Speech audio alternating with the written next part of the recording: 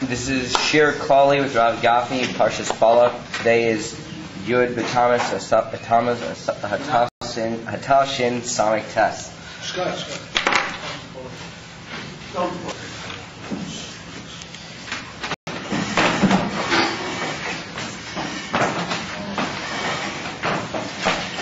Alright, so we're turning to the beginning of the Parsha Balak.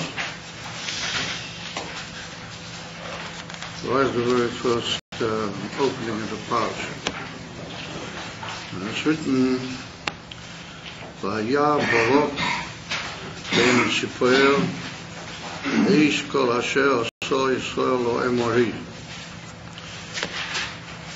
And then it's written that as a result of that, Vayogo Moyo Mipnei Oam Eid Ki Rav Hu Vayokatz Moyo Mipnei Bnei Yisrael. Balak saw, Vayar means he saw, everything that the Yidden had done to the Emoiri.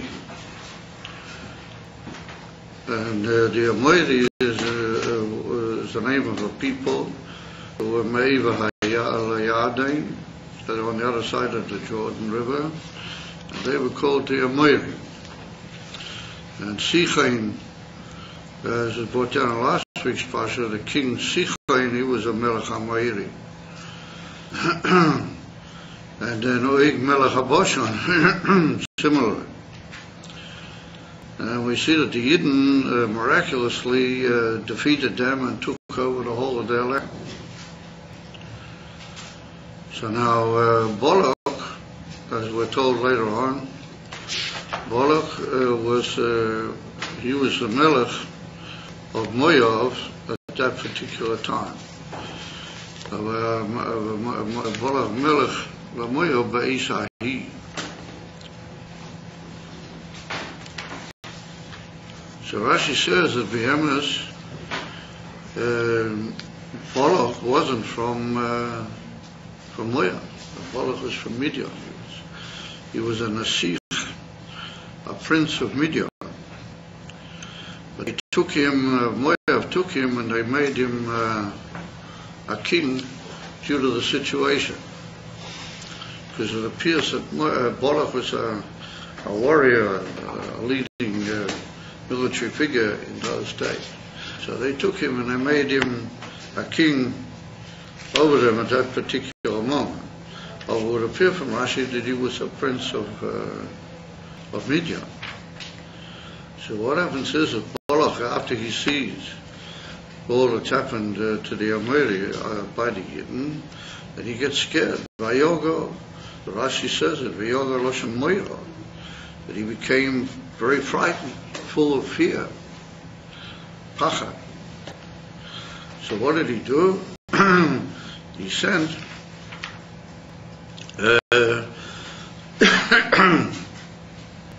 to Midian, and he asked that the Ziknei Midian should come and help him, and that they should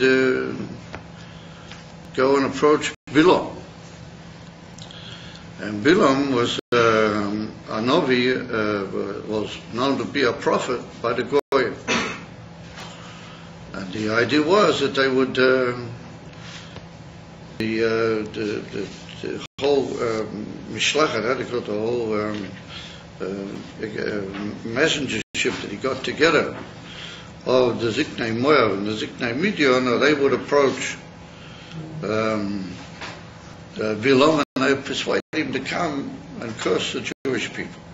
That was basically the plan. So Rashi says, how come Balak sent to Midian?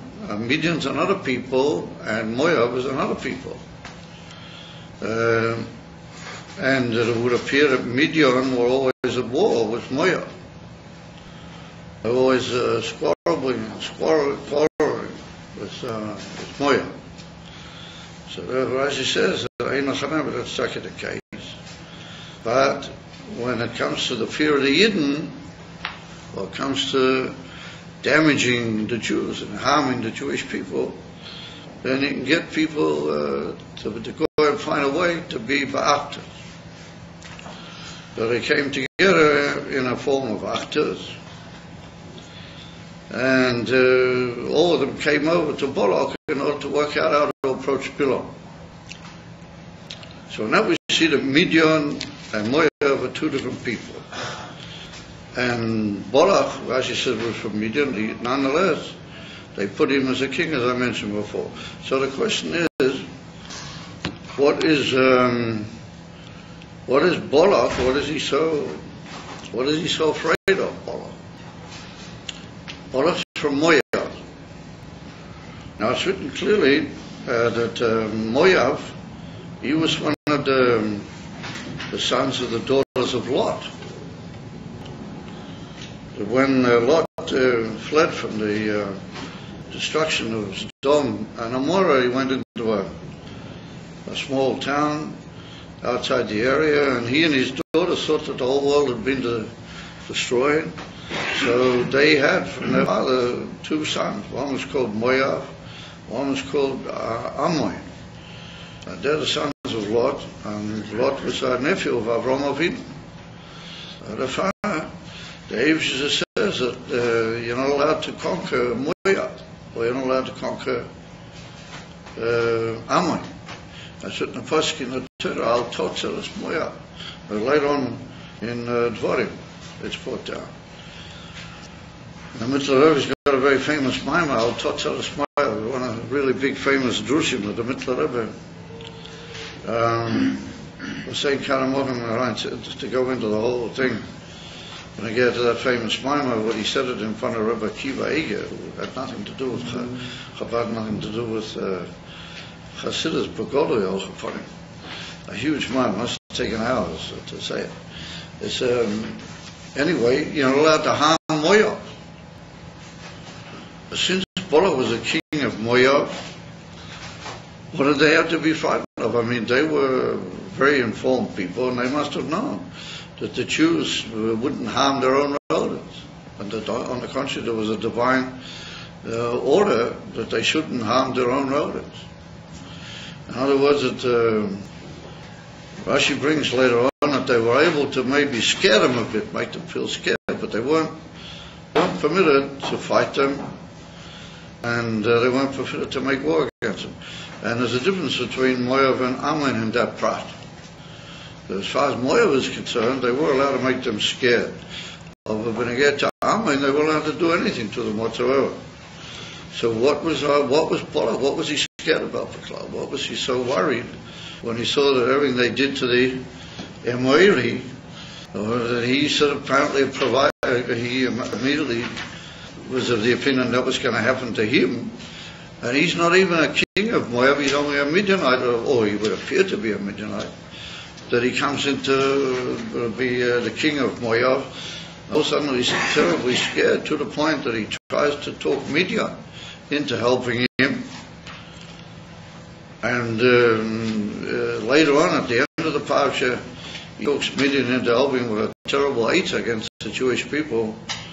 The union of sending the daughters of Moab to try and draw the Yidden into immorality.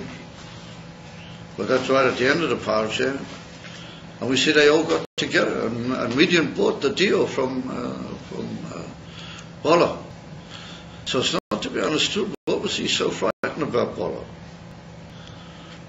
And why did he go to such an extreme to try and get this terrifying figure called Bilam, who was a sorcerer and a novi of the most terrible state and sort, to get him involved in the whole thing, to draw him in, to curse the Jewish people.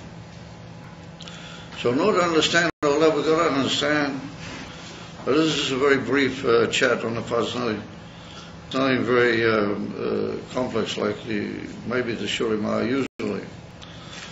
And that is that we need to understand why is it written Vayar Balak. Balak saw everything that had happened to the way that the Yidden had done. I mean, he was way over in Moab, and the Yidden were way over somewhere else. And what, do you have a periscope? I mean, in those days they didn't have Nog eens al in like periscopes or all that type of stuff. Radar, what did he see? What was it the Gazem Balak? Vayar Balak. Comes along Rashi, and Rashi says, Omar. He didn't see anything, he just said, Omar. Ilu Shnei, or Eilu, I'm sorry, Shnei Malachim. Well, these two big kings, meaning Sichain Hoig, Shehayinu Betuchim Aleim, we were so sure that they were going to protect us. Lo Ondu Bifneim, they didn't stand in front of them. Onu, we, Alachas Kamava, we, how much more, and more meaning, Kal B'chayim, how to say it, for sure, A40 Ori, for sure, that we're not going to be able to stand in front of him. Leficha Vayogomai, that's the next pasuk that he got scared. So the Rashi begins with explaining to me the pasuk Vayah Balak. That's what they saw. Rashi ignores the fact that he saw. Rashi says what he said. Not what he saw, or how he saw, or where did he see. Rashi just says Omar, Gizot. So that would tend to indicate that maybe the word Vayar, to see, means not so much seeing, but understanding or appreciating. Therefore it's written, it's put down, the Chizkuni, he was one of the great Rishonim later than Rashi. He brings down, he touches the word Vayar, Balak, and he said Vayishma Balak, the Balak heard. He didn't see, but he heard.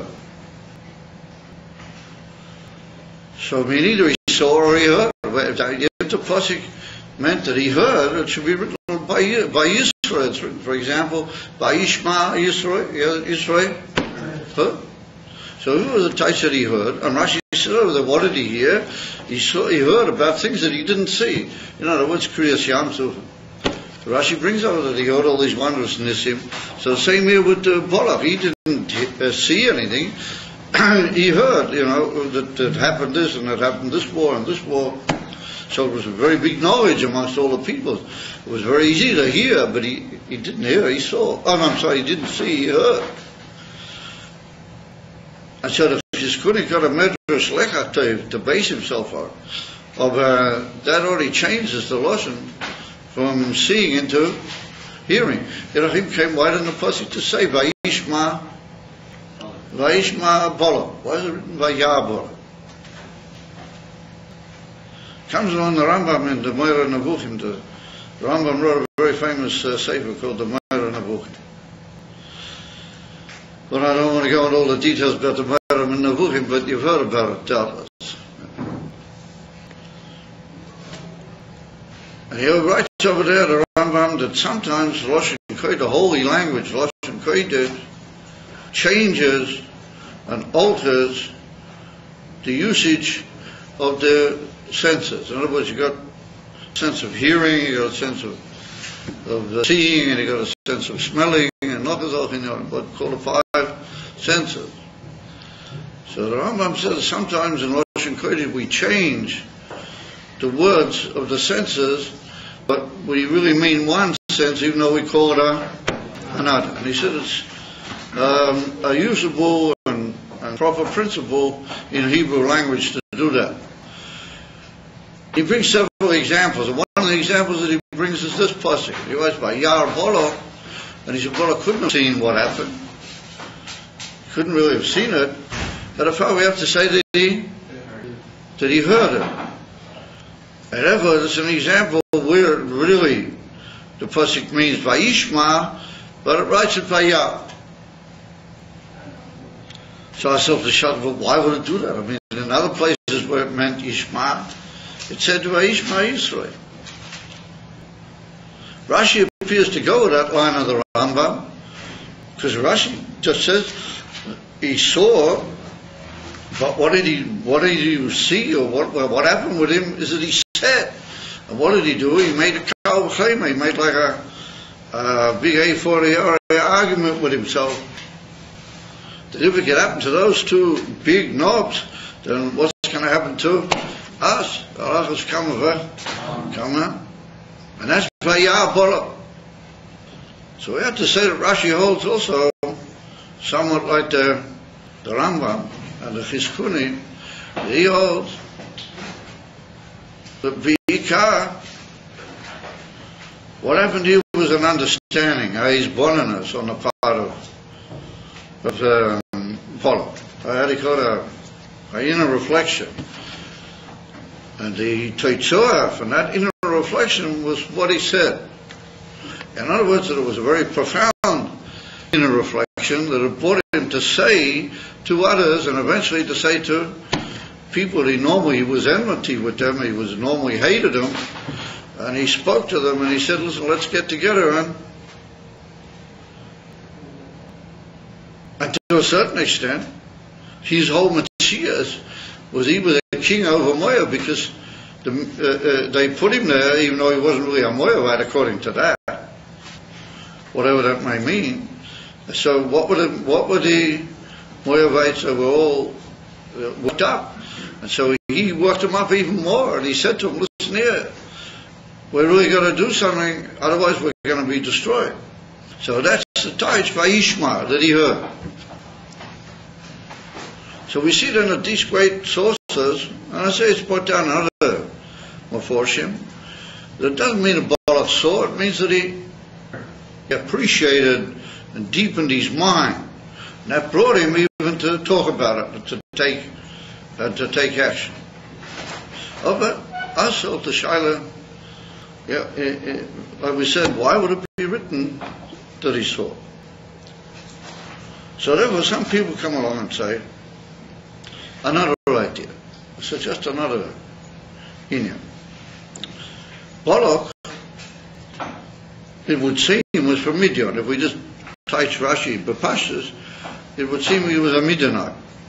However, the Gemara Masechta Seita, right near the end of the Masechta Seita, says that Ruth, everybody's heard of Ruth, a Moabite, she was from Moab, that she was, how would you call it, she was like a daughter of the son of Balak. In other words, she was like a grandchild of Balak. And so the Gemara says over there, how do we know? As I said, well, not how do we know, but why was Balak zeichet to such a mass? Because if we're going to say that he had a granddaughter called Ruth, then Ruth was the great grandmother of David HaMelech. And David HaMelech is the great grandfather of Mashiach. Isn't it? Hello? Isn't it? Yeah, well, don't smile, because I don't think it's all that funny, is it?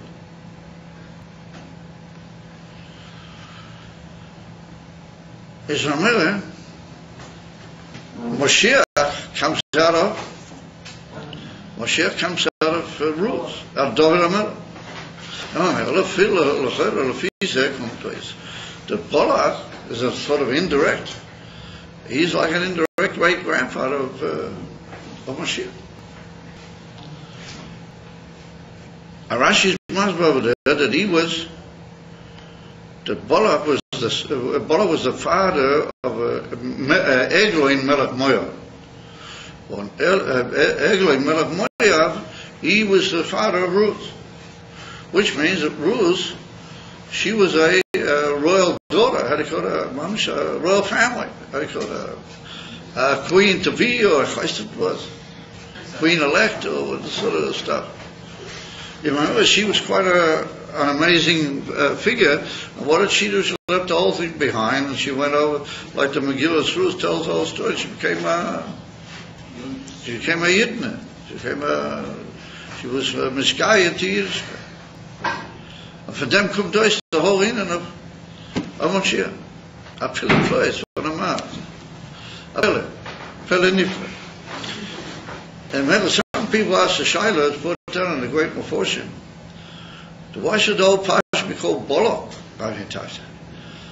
Balak is a Rasha. He was a tremendous Rasha, Balak. He was a saint in Israel, and he was a sorcerer of the first order. He and Bilam were great buddies for that reason. There were just different brands and different types of sorcerers and evil prophets and ichvais word. So I said, well, why would we call old Parsha Balak? We don't find anywhere in the Torah that a Parsha is called in the name of a Rasha. I find there's a Parsha in the name of Yisroi. Well, Yisroi used to be a Rasha, but he was also Mizgaya, Yisroi. And it was a tremendous Indian that he was Mizgaya, because that made possible Matan Torah with a whole big arichas in the Zohar when you get to Yisroi. And so they say, what if Sazam answer that the Parsha is called Balak? And even more than that, we find that in the Kisvei Arizal, in the works of the Arizal, it's brought down that he called the Parsha Balak Bilam. He called it with the names of two Roshas. In other words, the two of them together, and it's brought down in a Sipur, when it was brought down a lot in the works of the Alter Rebbe and the Rabbeim, and that Sipur happened on Shabbos Parsha Balak Bilam.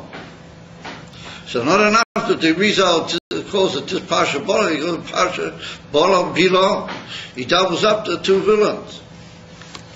So how would you call a Parsha in the Torah on the name of two villains? So the answer to what we just said is an interesting answer. The Balak, he was like an indirect, according to the Gemara Masechta Sotah, he was like an indirect grandfather of Moshiach. And maybe we could suggest. But when she was Megayot, after she was Megayot, that family, it was not her grandfather anymore. Once she was Megayot, she was a Yeah, you got a good point. Yeah, very good point, Dan. So, out? Yeah, very good point. Over. So we can ask a child about what you just said about the asot, the simple shadow of a soft, even though in Dine what we call yichus, no yichus anymore, Zerakavi said. If there hadn't been a Balak, and if he hadn't been what he was, then it wouldn't have been, you follow? There's a certain cause in the world that led to that in. You're right what you say. That's an Nakuda. The Nakuda is that Ali Day said, you go on Moshe. And the father's a din by in Geras, that Geras Mechuyev to give cover to his parents, but Ka'itza was a Eilacher no longer his parent. They'll stay clear in Halach. Because they are the Sibur that brought him into the world. Ismam Elef said, we could say that that's the Indian that the Parsha is called Balak Bilam, that it's the Indian for Nisapchach Shekelim. It's the Indian of the reversing the darkness into the light. That even though Balak was what he was, through the Indian of the Parsha we see that there was a Bira in Balak and in Bilam, which eventually led to the Indian from Mashiach, a pillar to Kazakh. Dvarim Mufloim, over upon him. If we're going to say that Balak was a prince of Midian, then how does he come to Moav? He can't be a Moavite and a Midianite together. So Rashi said he was a Nasik Midian, he was a prince of Midian, and the Gemara says that he was a son of Eglain of Moav. So he was a prince of Moav, not of Midian. So all sorts of people suggest on that all sorts of answers. But if you look in the Targum Yenis and Ben Uziel, the Targum Yenis and Ben Uziel says that Moab and Midian had a sort of agreement that every few years they used to swap kings and swap royal families. As a matter, they used to all the time, for some reason, quite unknown exactly why they would do that, but they used to swap royal families. Maybe we could say that what Rashi says that Balak was an Asich Midian doesn't rule out the fact that he was from Moab. And maybe he was really born in Moab. What was he doing in Midian? He was on a siege in Midian, because that so happened with the swaps that were going on. For quite a bit of his career, he was on a siege in Midian. And then it would make very good sense. Why did they make him a king over Moab? Because anyway, he was really a Moabite. Mamish Be'etzem Mahusa, he was a Moabite. And if they made him king over Moab, why? Because he was a big knob. He was a big knob in military. He was a big, as they bring to I can't even remember what it is, brings the whole thing that Balak was he was the military expert at the court of the times. And yet nonetheless, he didn't believe that all of his military power could fight the Yidden. And therefore he decided the only way that he could fight the Yidden would be to turn to sorcery, to Balak. However, we still didn't answer the shayla, why is it written Vayar? So some people base themselves on that inyan of Balak being the great-great-grandfather of Ruth, and being the father of Ruth, and being the great-great-grandfather of Moshiach. And I want to say that it's just like this. Vayar Balak, the Balak looked into the future. How do you say it? Balak, looked carefully into things that were going to happen. And being as he was a sorcerer, and that wasn't hard for him to do. And when he saw Henachanami, he saw that was going to be born. He saw that his daughter Ruth, that she was going to turn into a leading figure in the Jewish people, and Hatzadik was going to marry her, and then from that line it was going to come out David and Melech. From that line was going to come out Melech HaMashiach. And Mamira Balak thought to himself, Gewalt, if that's going to be the case, then what's going to be with us? We should be dying. Mit Midian and mit Balak, mit alles Ding, mit Moab. That the Abish is using us to bring what will be our ultimate either our destruction or our being swallowed up in because the Yidden are eventually going to be given the Kaini Knizi Kadmoini, the three extra peoples, according to the Mittler Rebbe, one of who is Moab. We only got 7 peoples right now. Well, we have them. I don't know what we got at all right now. Never Rachmanim in Islam. We're supposed to have 7 peoples, and when Mashiach will come, we're going to get the Kaini Knizi Kadmoini, the extra 3 of them, and one of them is Moab. As if Balak saw all this, and he saw that eventually, through his daughter, this whole thing is going to lead to the swallowing up of all the peoples under Melech Moshiach and under the Jewish people. He didn't quite like the idea. And the father Balak came up with an idea, but he's not the first one. And that's why him and Bilam, that's why they got together. And he came up with the idea that Enochanami, that's the way it looks. And that's the way we see it, Lafita say how the Abish planned the Brio.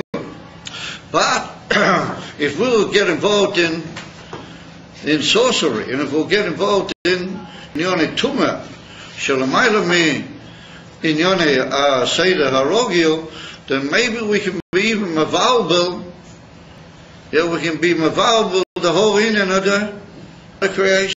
Or we can interfere with the ganze Seder of the Bria, and we can make it turn out the way we want it. And I say, come on. Ad Kedikach is crazy.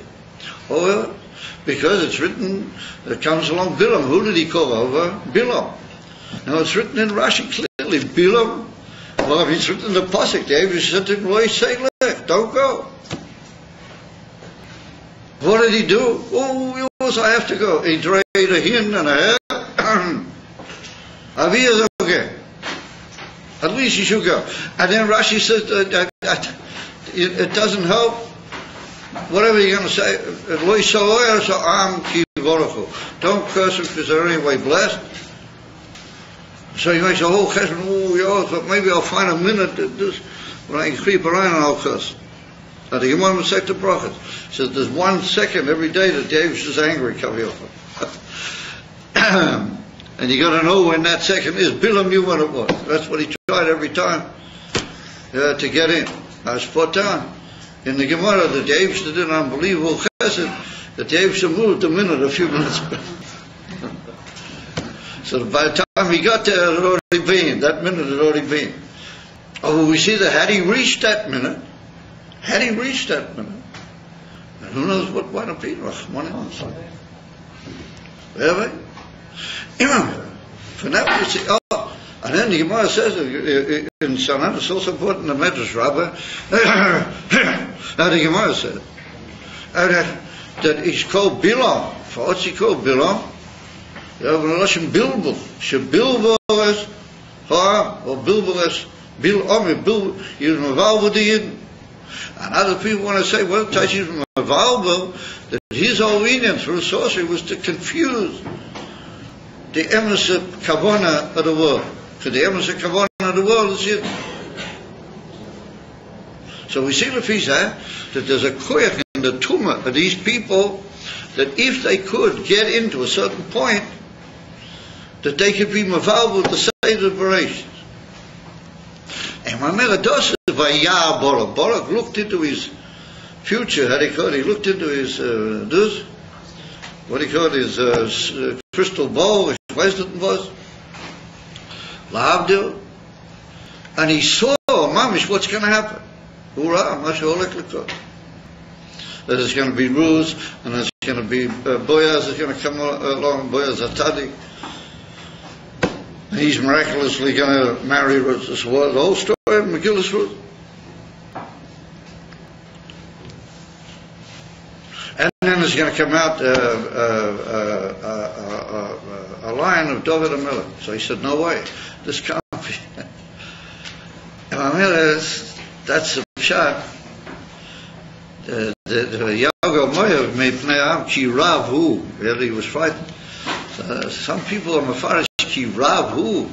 I mean, they didn't want all that many. I mean, there wasn't all that many of them.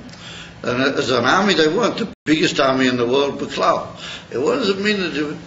Ki Rav Hu. At a time, she saw the unbelievable greatness that's hidden in the Jewish people. The unbelievable, that everyone spoke on Yud Shvat. The people to say when they made the hydrogen bomb, I mean, that's got to probably sitting away someplace. That they came to a matchup where all they had to do was one Meshuggah had to press a button. And through the pressing that button, he just blew up the whole world. I mean, at least a large part of it. That would probably, with the radiation, would ruin the other part. And with that, he would interfere with the constant Seder of the universe by pressing one Meshuggah button. So the Rebbe said that if that's the case in Liumas there, in Klippa, Sitra Achra, the Achas Kama V'Kama, it must be the case in Kedusha. So he said, what is the hydrogen bomb in Kedusha? He said, the Nefesh Elokis V'Nayir. No, that's exactly what you're hearing. In other words, that if you reach a year in the right way, and you press his button in the right way, you can let forward energy, believe so. Chelik Elokam Ma'al Mam.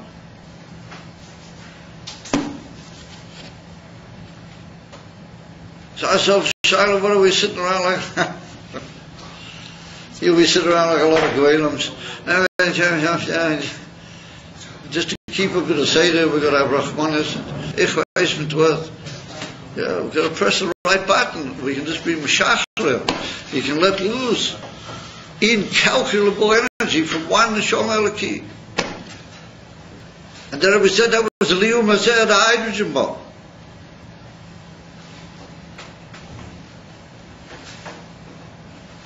He saw that the Yidden were just incomparably powerful. There was just something in their energy and in the thing what they represent, godliness, that just there's nothing can match it. There's no chaya cloud that you should match it. And therefore he called Bilam, he did go out to, his name came, get Moav, get Ammon, get a whole bunch of guys together. Yeah, go out and make war with the Yidden. Cut off their connection lines or do something. Ambush them. Well, we had a case where they did try to ambush them. Last week's Pasha, remember all in last week's Shia. do something. Oh, he said, no, the only thing we can do is have to call Bilam, have to Rufarim Bilam. And he'll fix it up for us, because he's a sorcerer, but he's had a slaugher in mixing a line and being available to say the universe. And he's our man, Dafkihu. He's the one and only way. Otherwise, by Yoga Moyav, he was scared. He Ravu, he knew that the energy in the Nefesh Elokis is incomparable. That's a fact. That's another way of so once again, I'm from the grace of Koyel Rabbeim. I saw once in his Sefer, and unfortunately, my Sforim are so many of them, I can sometimes not find when I need the Sefer, I just can't find it. So, to a certain extent, I'm interfering with my own purpose, but anyway, what can I do? Anyway, I got a Sefer that it's called the Tiferet Shloimeh. It's from the Radomski, the Shloimeh Radom. Anyway, so he was a Talmud from the Reb Mendel Ribbener, but this whole Arichas was saying Kanamokim. To go into, but anyway, he writes, Balak, I don't remember the detail, I'm only just saying Be'erah, that he saw that there was a koyak from Yidden that not only with Rus and Dovid HaMelech, but when the Yidden would spread around the world in the Golas, or they would also clap all these neshamas that are hidden, amongst the goyim and who knows what, and they would let forth this unbelievable energy, and remember, eventually the Yidden were going to overrun the goyim, because a very similar idea to what we just said. And he brings down the Gemara Masechta Pesachim right near the end. No, it's not right near the end. It's in Daf Pei Zayin on the base. Right, the Gemara dot in Pesachim, and it says that Lo Yigolu Yisrael L'bein ha'umayis Ela Kadesh Yiteisu Aleim Gerim. But the Yidden didn't go into Golos all over the world, only in order that they should be added into them, the Yidden for Gerim. So, right, the Alter Rebbe, and the Alter Rebbe is how many Gerim are there? You can count them on your fingers. How many Gerim would there be? Edify, he says that that's the Indian of Netzutzos, the Kedusha, Miyuchadim, that are so powerful that if the Yidden will bring them back into Kedusha, it'll create this unbelievable spiritual energy that will indicate that Amen. That will automatically make the Yidden supreme of all the Goyim. Balak saw all that, and that he saw in his crystal ball, is in my tailor. So he saw it.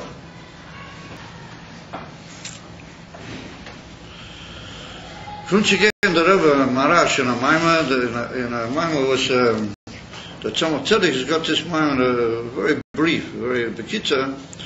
And the Rebbe Marash in the year Tov Reish Kovtes, the Rebbe Marash said a Maimah on this Inyan, and the Tzemach Tzedek and the Rebbe Marash bring down what they say in Yiddish as an expression, a thrown away in the corner medrash, a medrash that nobody really looks at much. It's called in Yiddish a verworfen medrash. Yeah, they bring us a sort of put up on the shelf medrash that nobody notices. And it's way over in Esther Rabbah, and it's connected with Haman.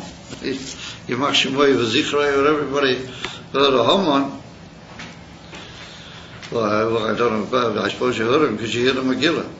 And it's written that Haman saw that Mordechai didn't bow down to him. That is a very famous story, that all the Abdei Achashverosh and all the knobs and the big knobs and the small knobs, all of them bowed down to Haman. But Mordechai lo yichra v'lo yishtach. He didn't bow down. It's written that Haman saw that Mordechai didn't bow down. Yeah. So it's written, Vayimale Haman Chema, became full of anger about it. And then later on, he made this terrible gezerah of the whole thing. So that's the second question that everybody asks. How come Mordechai took on himself such a as a responsibility, such a terrible responsibility, that through him, Haman got so breakers that he wanted to destroy the whole people. Would have been better befrat that this mashma, like you might talk him inside the psochim, but it's mashma that wasn't really an emes chash of Avodah Zorah, because he just hung it on himself, or he made himself a sort of a supposed Avodah Zorah. It's a whole big question whether to bow down to him was that emes Avodah Zorah, in halachas of Avodah Zorah. In Kiddush Hashem or Kiddush Hashem, it's a grace of and so therefore, some people say that Mordechai could have maybe overlooked it to save the day, not to get into trouble, and he wouldn't do it, Mordechai. So it's written by Yah Haman, Ki ein Mordechai Korea Mishtachav Eloi. He saw that Mordechai doesn't bow down to him, comes on the Medrash, and the Medrash says, Omar Rab Eivoi, or Eivoi, Techshachna Eineim Mei Rois. The Pasuk in Tehillim, where David's talking about the Rishoyim. And he says that the Rishoyim, their eyes should be darkened. They should be able to see. He thought they should be blinded, but their eyes should be darkened. And he says, for Vuas, Lafisha Maris Einehem Shal Rishoyim, Moisei Som LeGehenna. He said, because the way of looking in the eyes of the Rishoyim, the way the Rishoyim look with their eyes, well, that brings them down to that casts them down into Gehenna.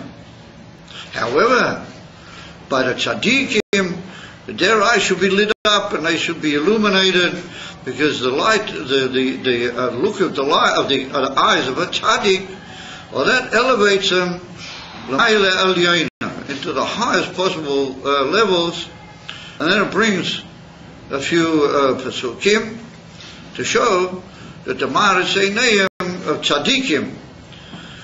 So after the Medrash brings down a pasuk that Haman, he looked at Mordechai, and then he decided to do what he did, and that's the sign that the Maris Einayim of the Rishonim brings them into Gehenna. It brings another dogma, another example, by Balak ben Tzipor. It brings our pasuk. The Balak ben Tzipor saw, and Ali that he saw, that brought him down into Gehenna. What's that thing is that? What did he saw? What happened? He saw the union that were going on. However, says the Medrash, that there's something wrong with the way Rishonim look. They look melachatchila. Their maris einayhem is eipach hatoy. The maris einayhem is eipach hatoy. Well, that brings, and there's an amazing, I can't remember now where I saw it. There's another lotion in one of the great Rishonim or something, I forgot exactly, that he says that Maris Einayim shall Rishonim, the way that Rishonim look at things, may be peronius le'elam. It brings punishment and destruction into the world. But the look of tzaddikim, it brings, how do you call it, the opposite. It brings benefit and blessing into the world. So ask yourself the shaila, in these two cases, Haman, what did he see? Vayah Haman. I mean, that's the way the Medrash brings the pasuk. What did he see? He saw that Mordechai didn't bow down to him, and it's true. I mean, that happens to be the case. I mean, that's what was happening. Vayah Haman, he saw what happened. I mean, if anybody else would have looked at it, he would have seen the same thing. Why would we say Vayah Haman is a simon that he's going to go to Gehenna? I mean, he just saw what happened.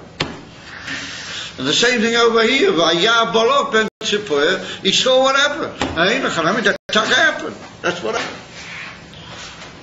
So I say he didn't see, he heard, or he and her.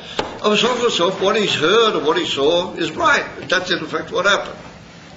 Why would we say no? Vayah Haman, he goes down to Gehenna. Vayah Balak, later to Gehenna. I mean, just saw what happened.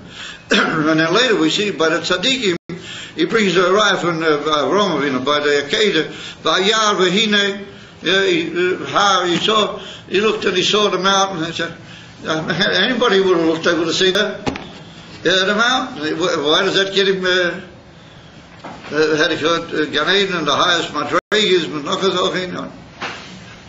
As been by Moshe Rabbeinu, Vayar v'hinei sneh, he saw the sneh was burning. I mean, anybody would look, they said it was burning. What does that mean that Moshe Rabbeinu was in vice versa? That's a very pellet gazah. Comes along to 8 years, one of the big mafoshim on the Medrash.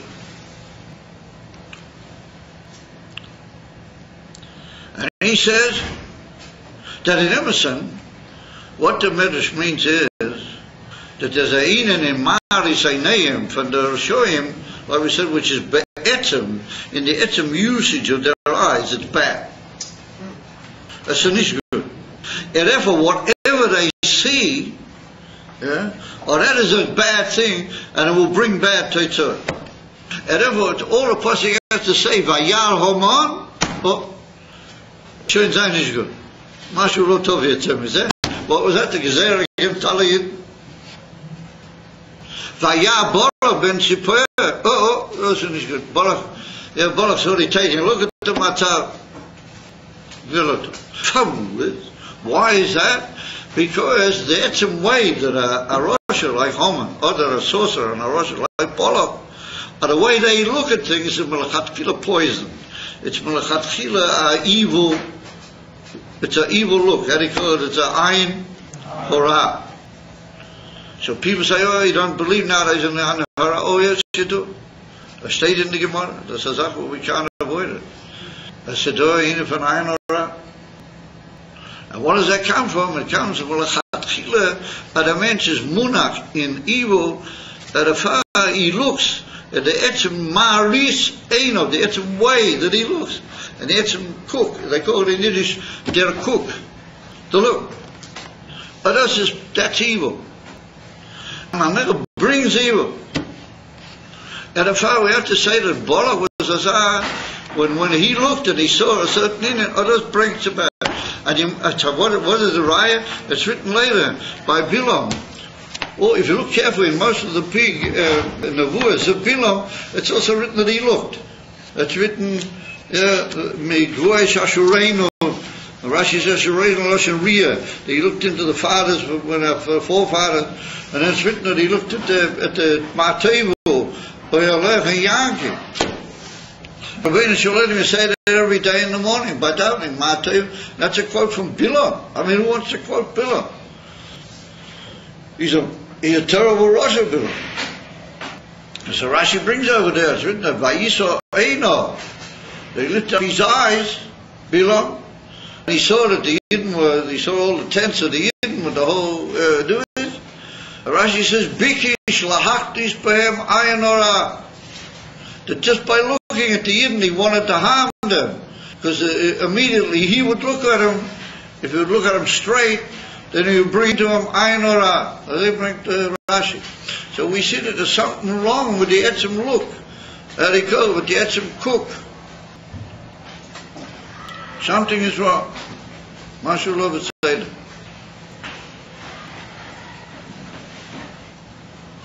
By the way, there's one or two people who have become regulars in not turning up in classes. I don't know what's the story. Anybody know what will see well for us continues? He hasn't been in Tzayra Pro anyway. Imam El Kuntais Lafisa, that there's something wrong in the etzem hariyah, the etzem seeing it is good.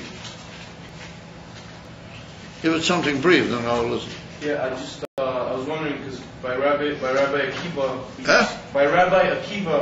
he literally sees doesn't he see the water that penetrates through the rock? Rabbi Akiva, what about him? That he sees the water, that's what Sure. encourages him to. I don't know, have to relate exactly what you're referring to, okay? I don't want to comment and tell you exactly until I know clearly what you're referring to. As far as the Lafisa, that Haman, his rear, even Melachatchila, absolutely bad. And when he saw something the Medrash says, just the fact that he saw, that brings, and that leads, and that means that he was up to no good. Ma'ashekin by the tzaddikim, or the very fact that they use their re'iyah, well, that brings to an aliyah. And that brings not only to them an aliyah, because they're anyway on a high madrega, but wherever they look, they cause an aliyah in what they look at. If he's there, Vayah Balak means that he touched the saw. He mamish saw. Vayah Balak, in other words, that he looked with Tazah power, and Tazah mean cook. He saw what was happening, and he saw what happened to the Amoyer, he saw all those inyanim, and it was so clear to him and so borrow, as if he would have seen it. And therefore the Pasuk says, Vayah, that he touched the saw. Not just he heard, not just he understood, not just he made a cheshbon. For that's the koyach of these type of people, that they can mamish, see what's going on. But the etzem seeing is an inyan for evil, and it's etzem right. Therefore, what came out of that and what was the purpose was nishgir. It was a inyan ha'ipul chatoy. And therefore he brought Bilam. Well, Bilam's the same inyan. And therefore the Gemara says, when I get to Bilam, also, the Bolo arm that he sort of had messed up and confused the Jewish people. Very similar to what the Medrash says when I get to Bolo. And therefore, we see that there's a inyan in seeing and in re'iyah, which mamish comes from the way that looking is done, and it has an effect on the material. Mamish, all I tell you, all I have.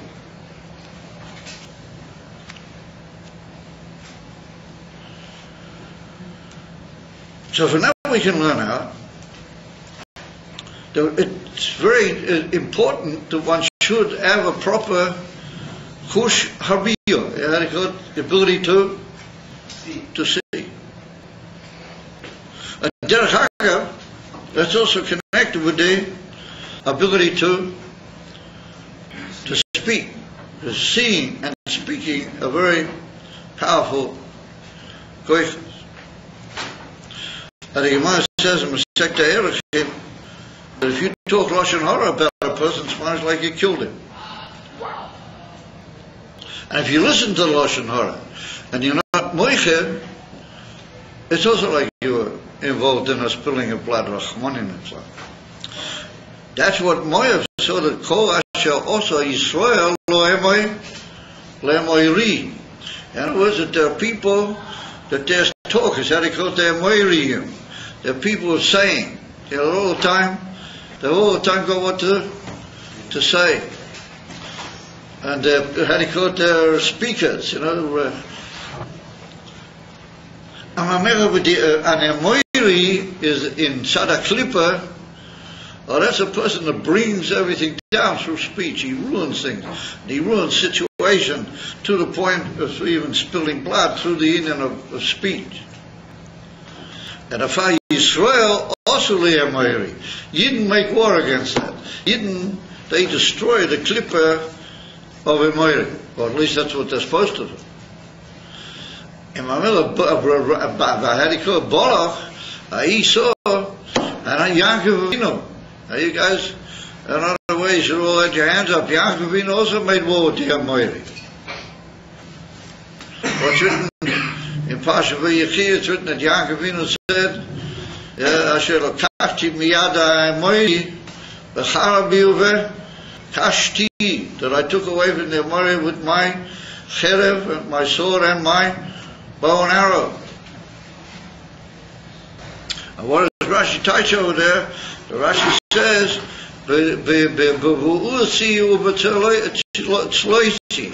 with my request and my davening.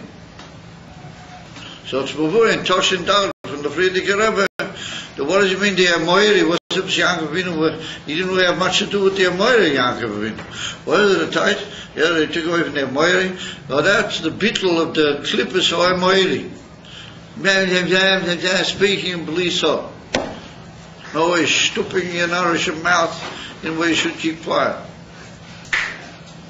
And if there's a shear, then it's a tremendous thing to be maval with the Rosh Hashiva with shtus forever. That's called klippus ha'oher emoiri. And my mother, Yaakov Avinu, beat it by davening. The answer is you got to daven on Siddish davening. If you're so interested in the davening, so interested in becoming better and higher, and more edel and more Siddish, then you wouldn't do that sort of thing. Because you would be called Asher Asa Yisrael or Emoiri. And Balak, he works with that type of stuff. Whenever he saw that his whole, allies were falling, whenever he began to get concerned about this whole business of the Yidden.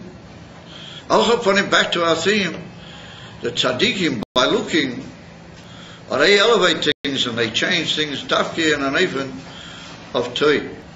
But we see that the eyes have an ability to affect the world, and to affect the whole ganze matzah, the whole situation. And I mean, that, my dear boys, that's more or less the end of the class. But it isn't. Because what have we got to say about that? That we have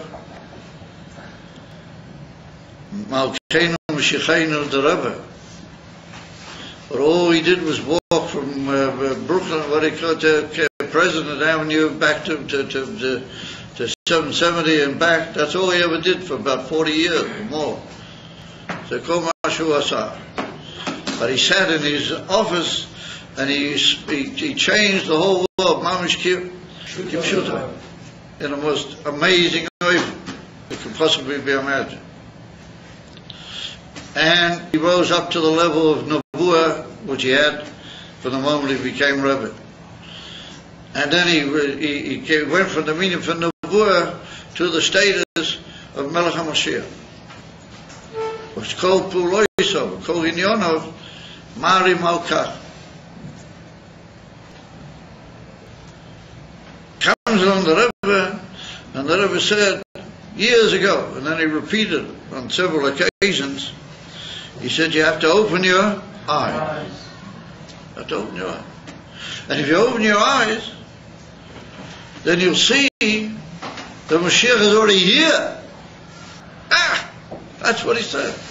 He didn't say you'll see the Mashiach is coming, you'll see, yours, big things are happening and it's going good and it's not doing too badly, etc., etc. But if you open your eyes, then you'll see the Mashiach's already here. That was L'Shonei HaTorah V'HaKodesh. And I remember, what on earth did the Rebbe mean by opening your eyes? Was it a tight? If a man walks around with closed eyes, he'll bang into the doorpost. I mean, a lot of people do that below.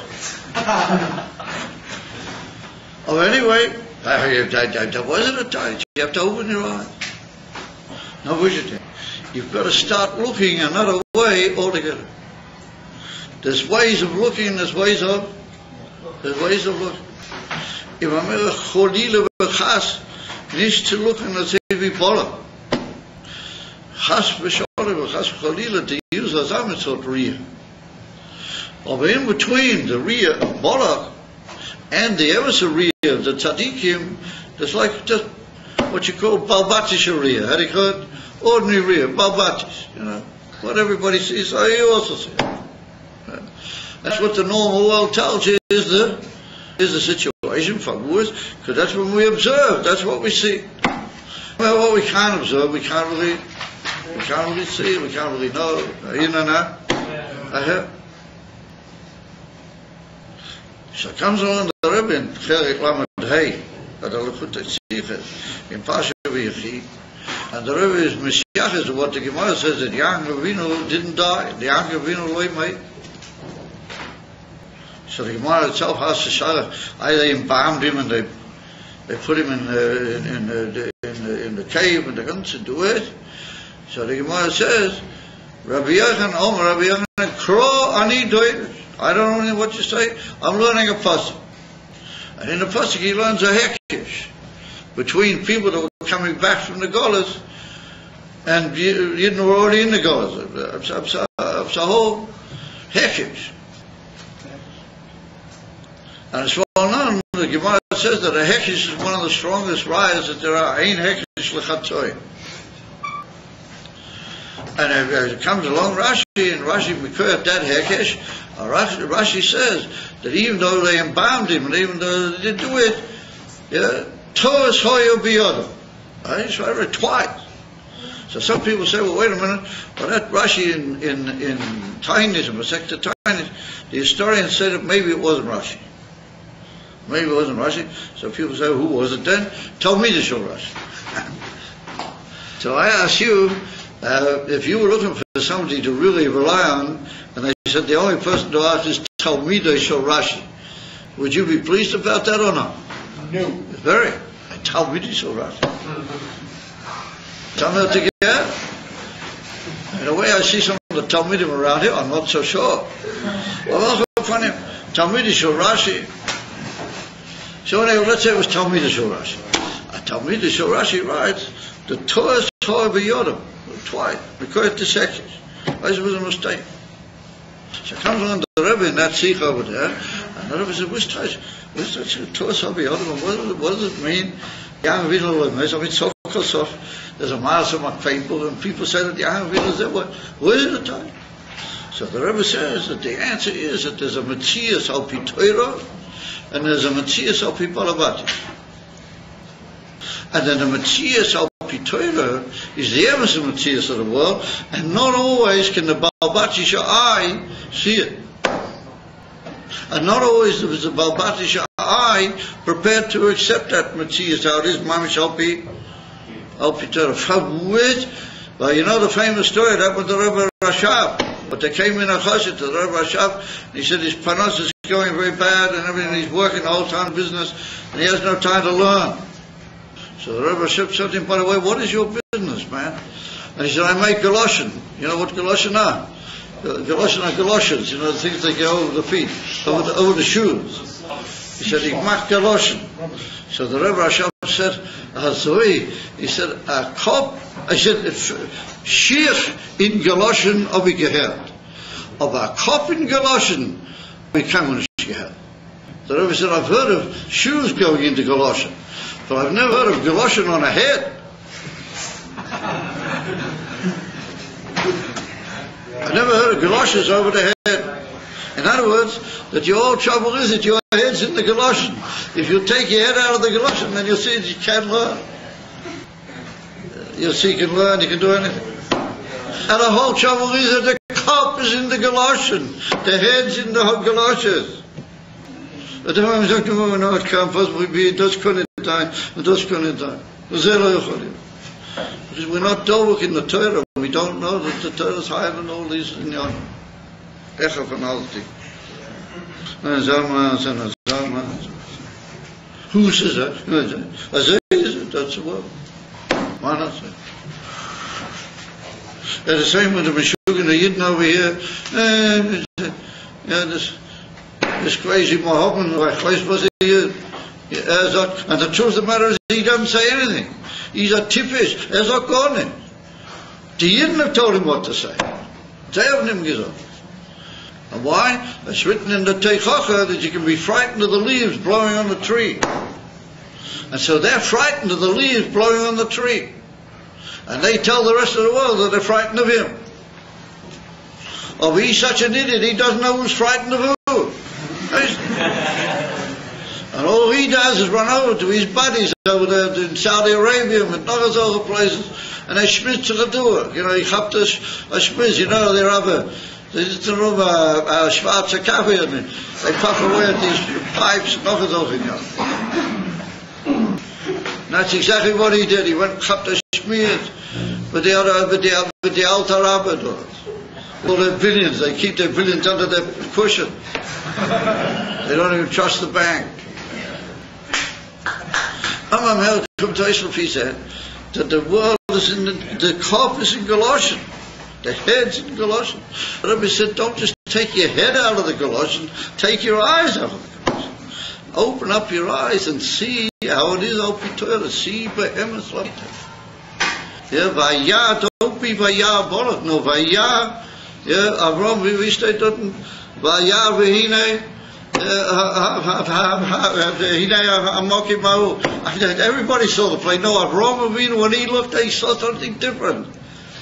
He saw how Maria, and he saw that from there was going to come out Ashpur, Kol HaDoirim. In other words, when Avraham Avinu looked, he looked like Chatchila completely different. He used his eyes in a different way, he looked like Chatchila, lo yiboivin harogim. Vayar, and the father H.A. says, first of all, Avraham Avinu looked, and later on he worked out what was the Matthias. In other words, Avraham Avinu looked out Pia Emes, and his eyes saw the Emes. And then he said, oh yeah, that's also Kachver. And that's what I told you once, and Maya Mashpia told me that the Gemara sometimes brings a raya. How do you know that one city is north of another, and brings a potty? I look, I just take your thing out, what do you call it? Your cameras, just go out. Oh yeah, that city's north of this one. No. Because first of all you have to know Al Pitoira how it is. Oh, you know Al Pitoira how it is, then you say, oh yeah, I know with this. Yeah, this is, yeah, I know. That's the way to look at things. That's what they see from Balak.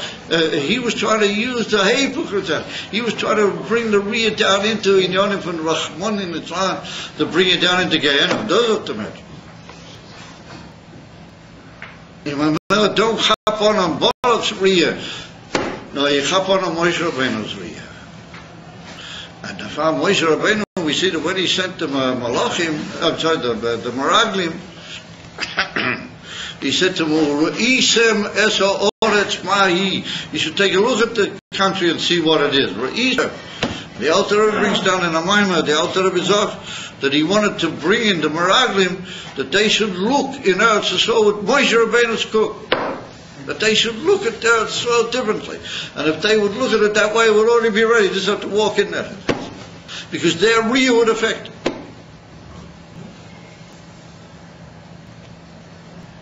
And remember, the same way now we've got to look at the world and see Moshiach. We've got to forget this old Balabatiskite, this old crazy Matthias. We've got to obey our holy Rebbe, and we've got to look and see what he said. The Rebbe said, open your eyes and take a look. And you'll see the Moshiach's already there eventually. And Sicha after Sicha, tens and tens of times. That to say, Mitzchanim given, and he asked, so we should do it. And Mamira, that's what we see from this whole business. And Mamira, we got to open our eyes. We've got to be like Avraham, you know. Esau Einov Vayar. You don't just lift up your eyes. First of all, you see, and then you lift up your eyes. You see what later you work out what it's really supposed to be. And Mamira, Hashem shall help us take it from Yad Mamish. It'll be ayin ba'ayin yiru. We should see with the Avis desire. And in certain Drushek says, it brings some shot. Ayin ba'ayin yiru means that the Avis will look with his eye and we'll look him in the eye. In other words, we'll look in the Avis' eye directly. Which means that we'll be able to see things like the Avis to see. And that's the Rebbe. Because listen, guys, I have a few things to say. That it's not an easy anyone I'm going to have to bring out right now.